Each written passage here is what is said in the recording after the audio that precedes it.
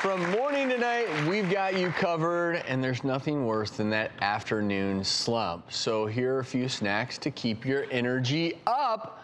One of my faves is raw veggies with hummus. This is a homemade hummus recipe from my book. And if you think about what is hummus, primarily you're talking about chickpeas, olive oil, heart-healthy fats, great protein, great fiber. And what I love about, believe it or not, when you take raw veggies, those gut bacteria that you have, they actually prefer raw veggies.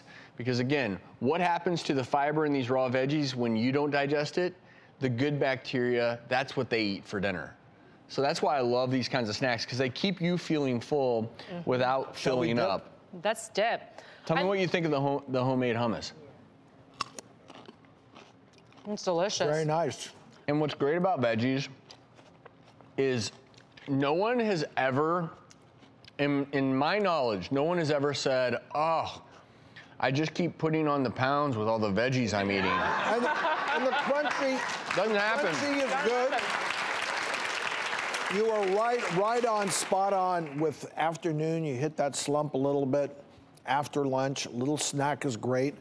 And what this is going to do is fill you up enough where you are not just super, super hungry when you get home and you binge eat with too big a dinner. And again, the point of a snack, and space them, say, every 3-4 hours, energy. We want energy throughout the day, because sometimes if we get into a situation where we're feeling really stressed and we don't have good energy, we're feeling hungry, we may make bad decisions. And one of the things that we have to survive, so many of us, is the dreaded commute. More than 130 million of you commute to work every single day. Research shows it's one of life's least enjoyable activities. And when we were looking at the data on the amount of time that people spend in the car, in traffic, here in LA, the average commute, almost an hour a day. And I thought that was bad. And then Judy told me how much time she spends in the car a day. It's 2 to 3 hours on average for me. Wow. It's a lot of time. Commute. That's a commute. It's a commute. So because obviously your training as a psychologist plays a role, but your personal experience, what tips can you give people to ease the stress and anxiety of the commute? So to beat that road rage, I think one tip is to make that time productive. That was one of the things that drove me the craziest in the beginning.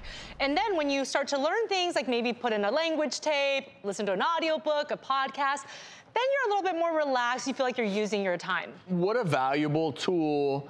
And that's just one example, learning a new language.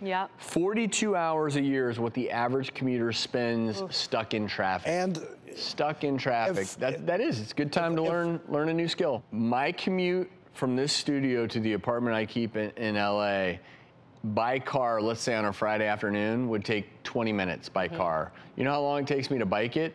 10. Probably less than 10. Wow.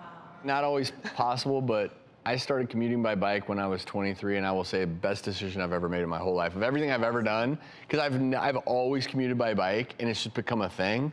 And I actually look forward to the commute. I actually, and it's getting a little exercise. You do some of that in Nashville too? Always, yeah. So like if you go downtown, you take a bike. And now you gotta research the routes. You gotta be smart. Be careful. A lot of crazy drivers out there. Wear a helmet. You know I'm talking to you.